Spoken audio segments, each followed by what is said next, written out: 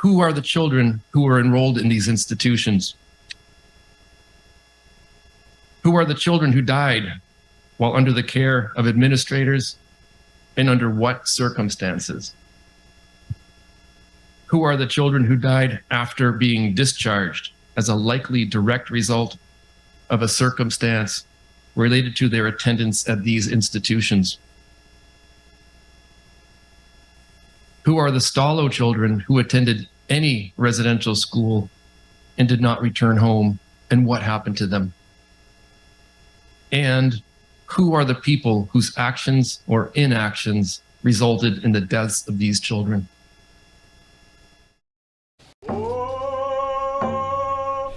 You always had this feeling of doom in September when you had to go to school.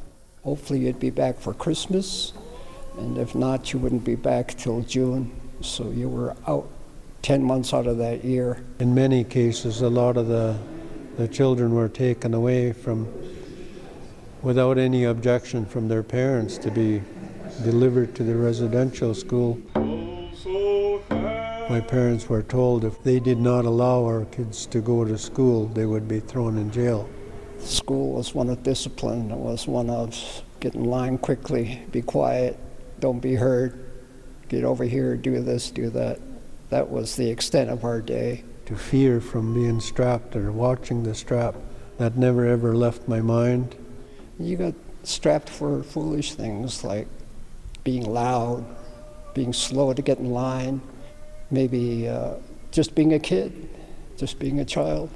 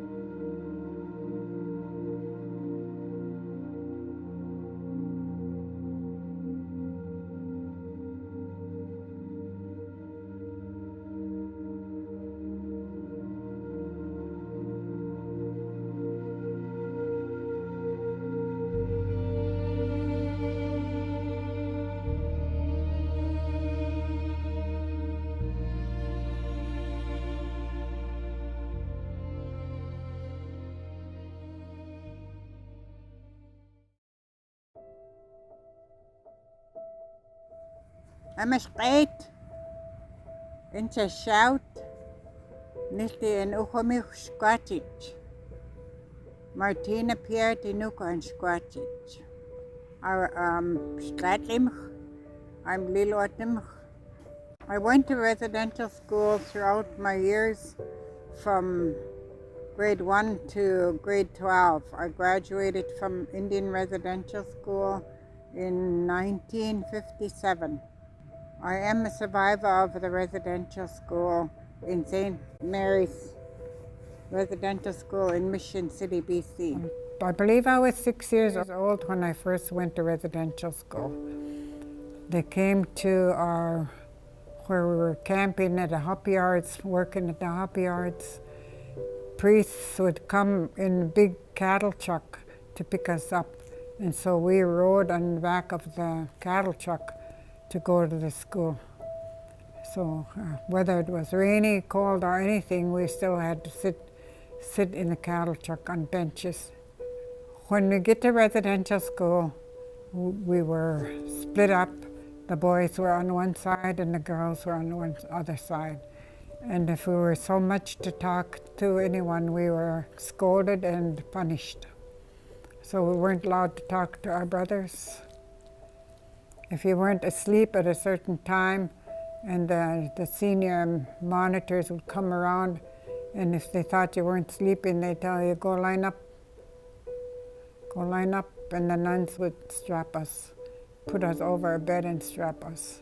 And if you wet your bed, they would take your sheet and put it on your head and march you outside so everybody can see that you wet your bed. And then we would be lined up to go to the dining room, stood by the table and said our prayers to eat. But the rule was that we ate what was put in front of us, whether there was mealworms in them or the milk was sour. We had to eat the food that was there because otherwise we'd be hungry. And the other rules were that everybody had chores, but we also had senior girls looking after the younger ones, so they were the ones that taught us what we had to do to look after ourselves. We were severely punished. They could, sometimes if you swear, you had to stick your tongue out and get a brush with soap on it, brush your tongue. Or you have to say your prayers over and over again. But I know that nobody really wanted that ugly tasting soap on your tongue. As a mother, as a wife, as a community member, when I left residential school, I hated who I was. I hated who I had become.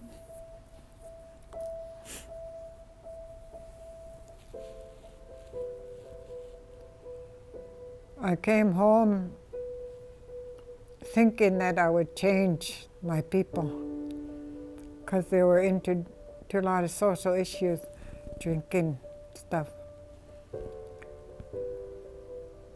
I thought I was all ready to be a good Christian, be able to afford all the luxuries that I saw in the non-native homes when we were marching in the Mission cities. We always went for walks as a group, and we would see all the beautiful homes and compare them to our own homes. Our homes were no electricity, and we had an outhouse, etc. That we were happy in our homes, but they always told us, this is what kind of home you should be getting. You should be working towards. Get your education, get out there. And so we always felt very poor, even though later on in my life I knew that we were rich in all the gifts that we had in our land that we gathered, not with material things, but with the love of our families and our extended families.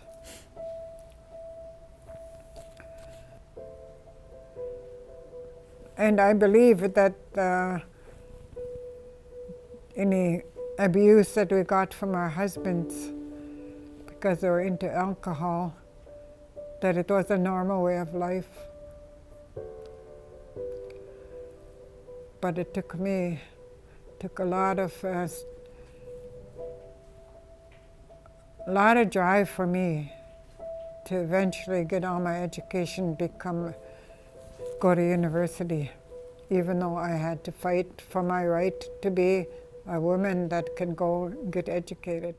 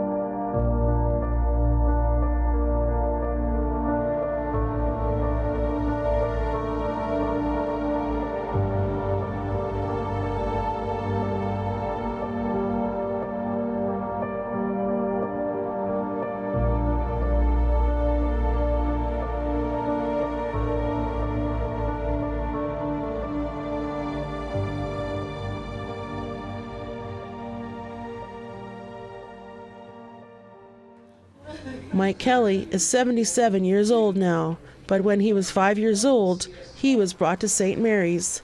He says when he was 10, his close friend Bradley died while at the school, and that he was the last person to see him alive. They said he was sick, but when I was playing with him the night before, it seemed like there was nothing wrong with him.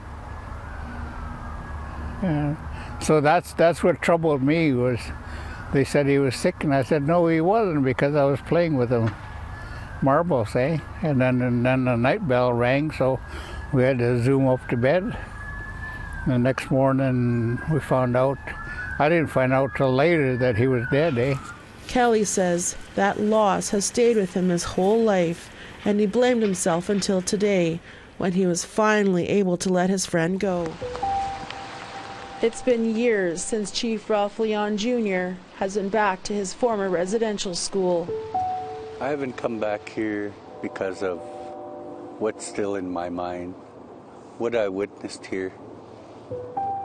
The mental abuse, physical abuse, sexual abuse, verbal abuse that I witnessed here. So, you know, with no amount of money, no counselor could ever take that away from my mind. So it's going to always be there.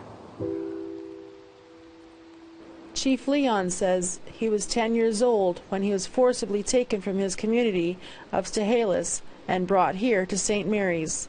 And unbeknownst to him, it was only a half-hour away from his home. Countless stories emerged of horrendous abuses that took place here. In 2004, a former school employee was convicted of 12 counts of indecent assault and sentenced to 3 years in prison. This area, this was a storage room where they kept the mops and brooms and stuff like that. And I'm surprised the sink is still there. But this little room you didn't want to end up in. You know, the things I witnessed in this room is, you know, devastating to any human being, you know. And I never wish that on to any child, you know. All the abuses happened in this room. So it's my first time looking in this room for years. And then the janitor offered to take us to the second floor, which is kept locked, where we were shocked to find this. An actual jail cell with a small toilet and a small bed. Chief Leon says he didn't even know this existed, or what could possibly be any reason for why it was built for a child. I knew about certain places, but if we weren't allowed there, then we didn't know. Are you shocked to see this cell here in a school? Yeah. Did you ever hear of anybody having to come here? I knew of my ancestors, the ones that passed. They used to tell me the stories of, you don't want to be too bad, end up in rooms like this. And, you know, it's what they have control of is something that we never wish on anybody. And even more shockingly is a child's playground just outside of the window with bars. APTN was not able to confirm if this jail cell was from the residential school era, but there is no other explanation, and other survivors from across Canada have testified that they recall jail cells in other residential schools. And back outside the former school, Chief Leon reflects on how his experience here has changed his life. The people that are probably watching this, they can understand what I'm saying. They could see that my hair is short and it's combed. The clothes that I'm wearing is modern. So this place did its job. This is only one residential school. There's still the scoop, you know, foster care, day school, all those things. And it started where? So, squalawa, I'm gonna be strong when I go over there. The things that I gathered from my community, you know, I'm gonna stand tall like the totem pole.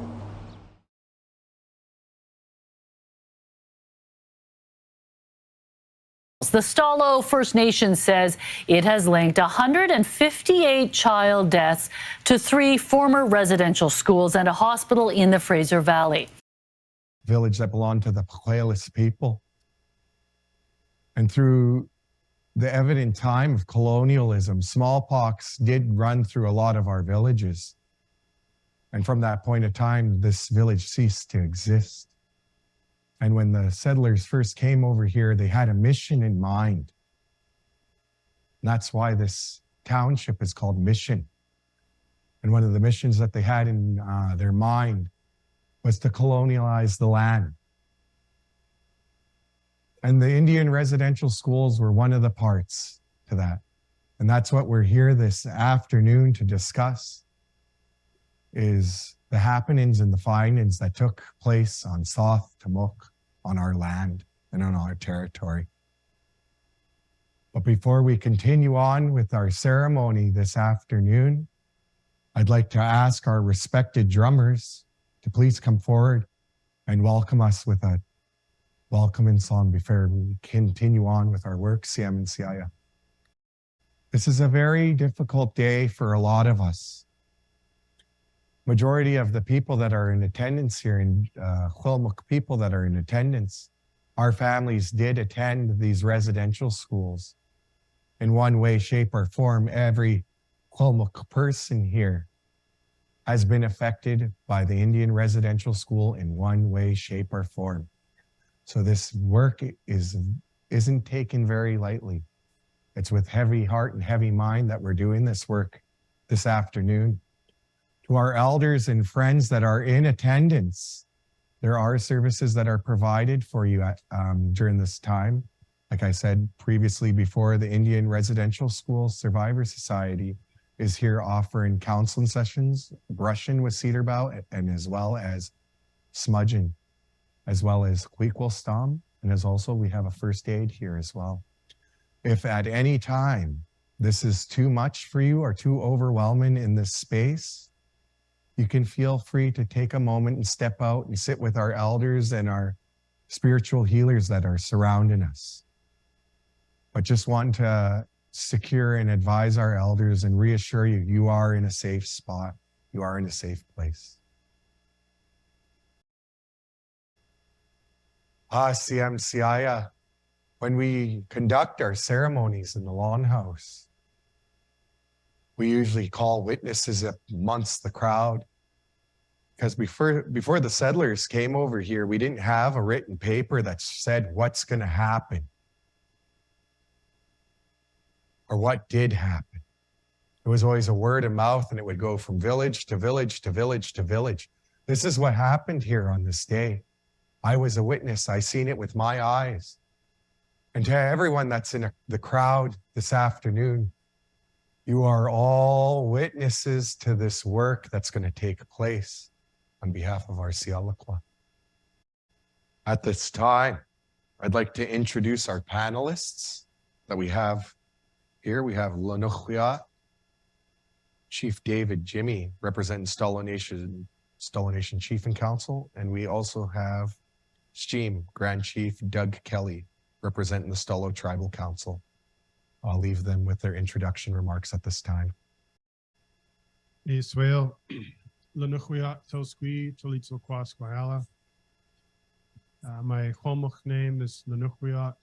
My English name is David Jimmy, elected Chief of Squayala First Nation, President of the Stalo Nation Chiefs Council, and President of the Chilkoyak Tribe.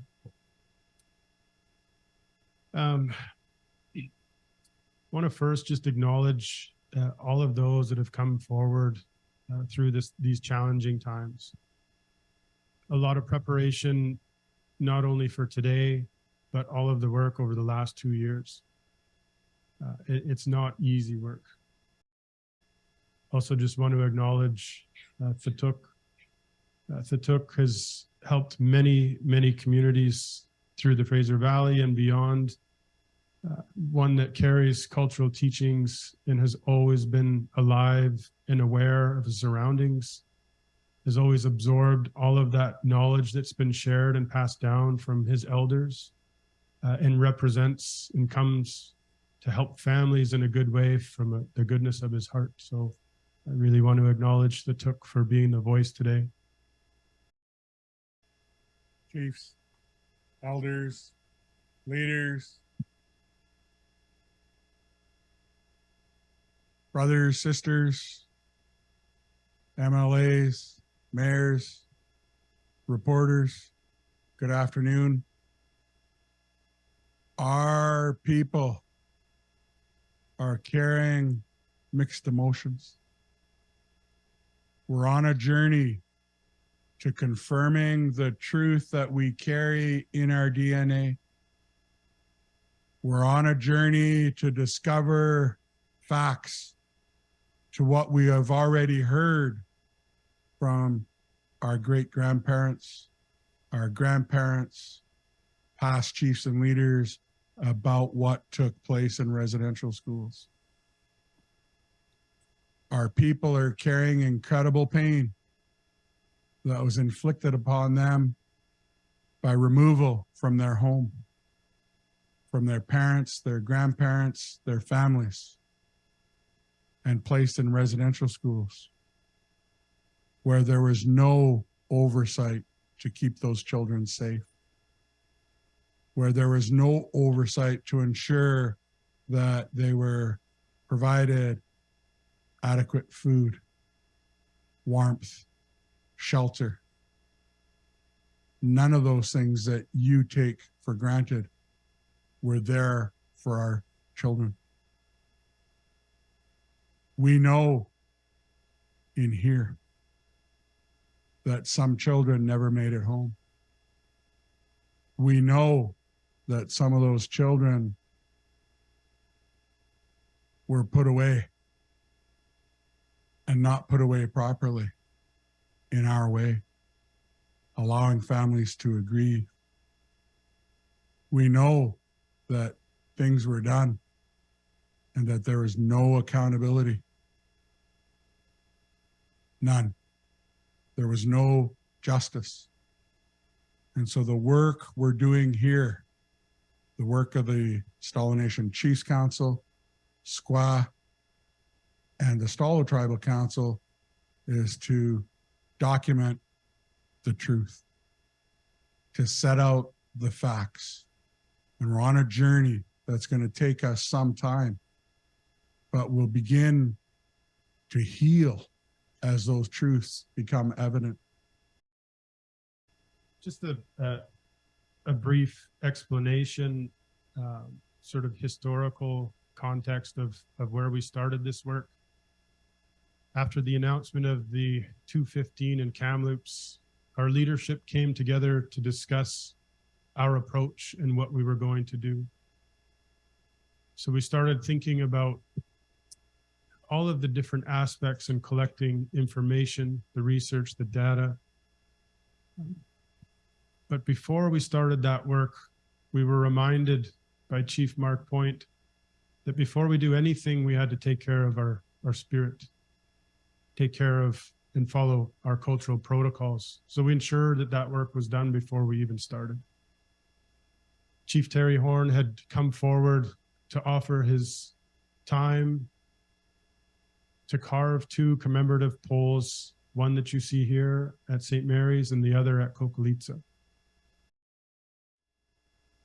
And I'm going to take a moment to pause at this point to allow for an acknowledgement that what I'm going to share is very, very troubling, difficult to hear, difficult to say. And an opportunity for those in attendance here with us today or online to choose if they wish to remain or to take a step away at this point in time. to go back to our grounding exercise, to plant your feet on the ground, to take a breath. We heard of the secretive burial of children who died and the forced burial of children by other children. We learned of the secretive burial of babies. We were told that the St. Mary's old school was characterized as a place of punishment and starvation, and the new school a place of pedophilia. We were told of atrocities, including physical, mental, emotional, and spiritual abuse, of capital punishment, of the intentional confinement and exposure of children to diseases as forms of punishment, of forced and exploited child labor to the point of consumption. We were told of malnutrition and starvation, of having to choose between eating green, spoiled bologna or not eating at all. We heard of terrible implications that need further work to further understand, including a story of firemen responding to a fire at the old St. Mary's Girls' Dormitory and finding the remains of fetuses in the walls. And, as is being told in experiences at other institutions, that furnaces were used for cremation purposes.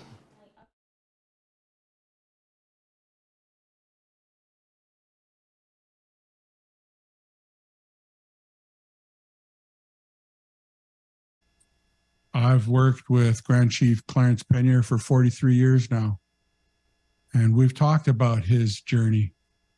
And I have his permission to share just a little bit of his story with you. He was disconnected from his family when he was put in residential school. He came here to St. Mary's, and he went to Kamloops. And when he began his own family, he didn't have a role model.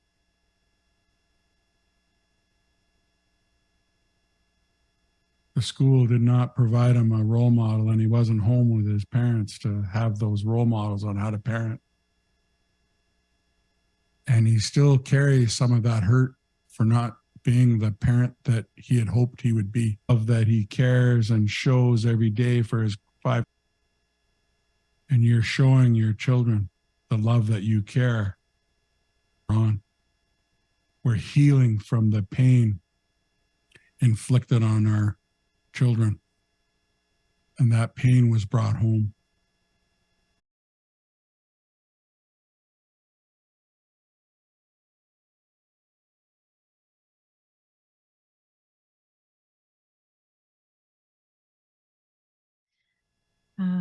So yes, I spent 14 years doing residential school research for the federal government, supporting claims through the Indian Residential School Settlement Agreement. And in my 14 years there, I was one of hundreds of dedicated researchers who created a database that ultimately contained over 1 million individual documents about these types of institutions all across Canada. These documents came from the Department of Indian Affairs files, from other federal departments, but also all of the religious organizations that were involved in running these institutions. As researchers, we noted every student and every staff member that was named in every document. We recorded when documents included information about child illnesses, deaths, and also sometimes information about child abuse. Having direct access to the federal database and the information it contains will vastly expedite our research. If you can imagine the federal government now paying Indigenous nations to recreate this work, it makes absolutely no sense. Work that they spent 15 plus years developing and housing, and not giving us access to that information while we try to do that on ourselves. It's a call upon us as political leaders, as advocates, to be able to call to the government and say, unacceptable.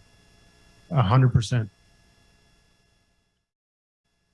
Other challenges are when we think about the Oblates of Mary Immaculate, who are an order of missionary priests who were here at St. Mary's for over 120 years. They were involved in the operations of many residential school institutions across Canada. And when we've had direct conversations with their chief administrative officer, they claim they no longer have any documents relevant to our work. They also have not been willing to facilitate direct communications with the Oblate Fathers who may have direct knowledge of the operations of St. Mary's. The lack of support from the Oblate Administrative Wing is contrary to the public announcements about wanting to support survivors and communities. I called on them to reach out to us to establish a direct relationship with us and our team as we continue this work.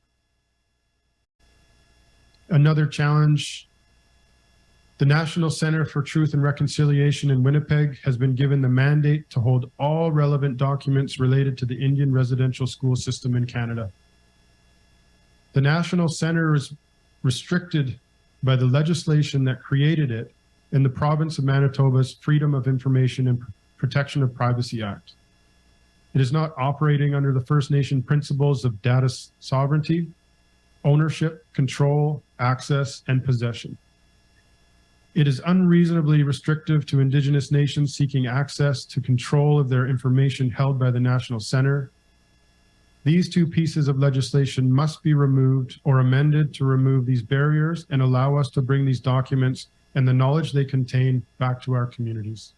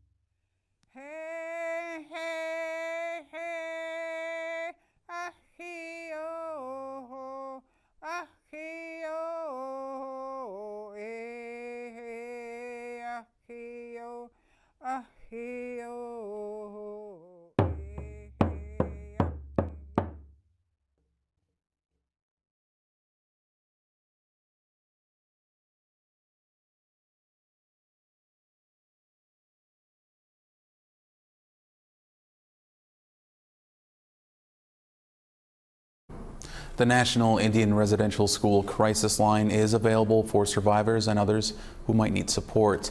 That number is 1-866-925-4419.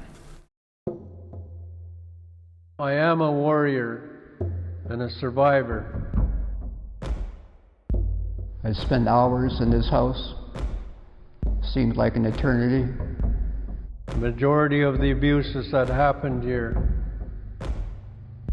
on these grounds were sexual abuse.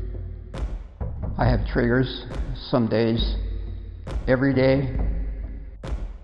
I still carry a lot of hurt, anger, shame, fear, disgust.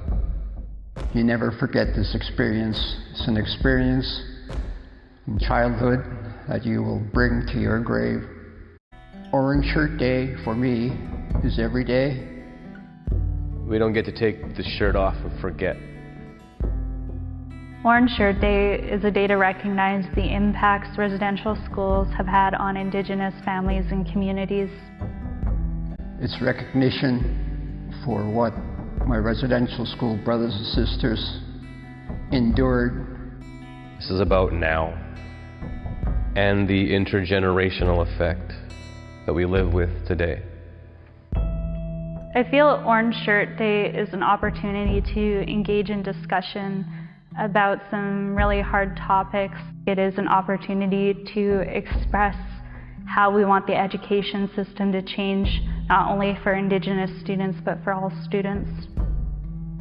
I think Orange Shirt Day is a small step towards healing, a step towards acknowledgement, a step towards inclusiveness.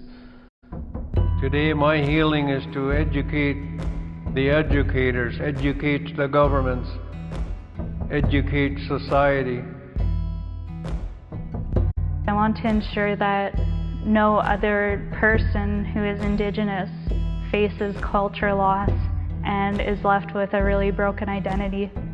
We have an opportunity to really put ourselves out there in front of everyone in a very bright color and let people know that we are still here. We are proud of where we came from. We have suffered and we're ready to reclaim what is traditionally ours and in new ways.